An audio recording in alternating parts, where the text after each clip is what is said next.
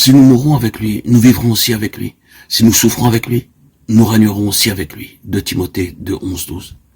Afin que je le connaisse et la puissance de sa résurrection et la communion de ses souffrances pour être conforme à lui en sa mort. Philippiens 3, 20.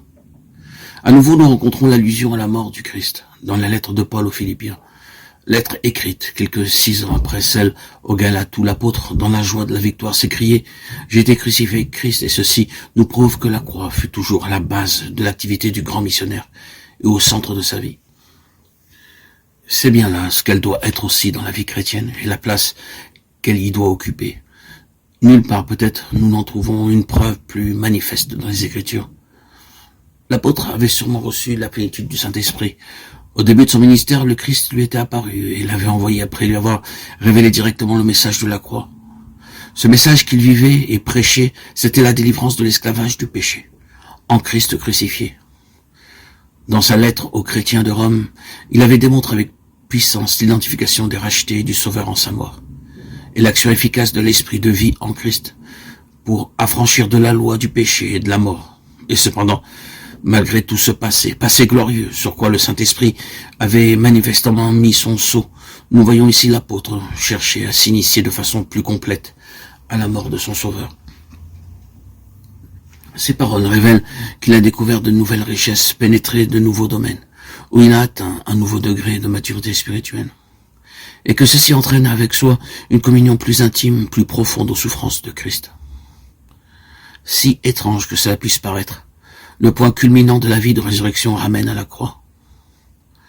Comment l'apôtre s'avance-t-il, se hâte-t-il vers le prix de sa vocation céleste en Jésus-Christ? En souhaitant ardemment de communier avec Christ en sa mort, d'être rendu conforme à lui, souffrir avec le Seigneur, c'est aussi être glorifié avec lui. Romains 8, 17. Nous avons été accablés excessivement au-dessus de nos forces, désespérant même de vivre condamnés à mort, afin que nous n'eussions point confiance en nous-mêmes, mais en Dieu, qui ressuscite les morts. 2 Corinthiens 1, 8, 9.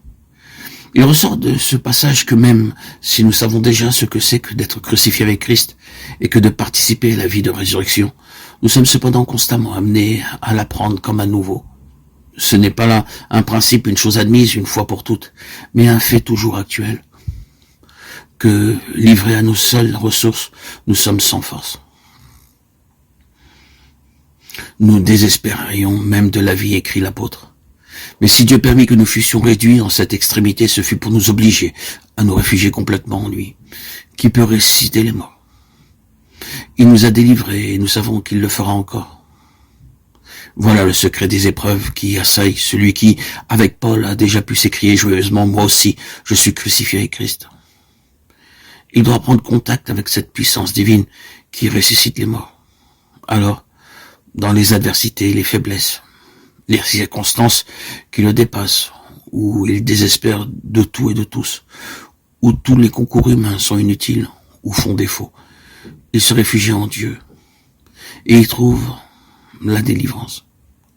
Puisqu'après tant d'années de communion avec Dieu, l'apôtre avait encore besoin de passer par ces expériences de mort et d'impuissance, il nous est bien permis de croire que nous sommes en danger de nous confier en nous-mêmes, tant que nous sommes en ce corps, et qu'il est nécessaire que nous soyons conduits en ces impasses où tout secours humain est inutile ou impossible, pour que la seule puissance de résurrection du Christ se manifeste en nous.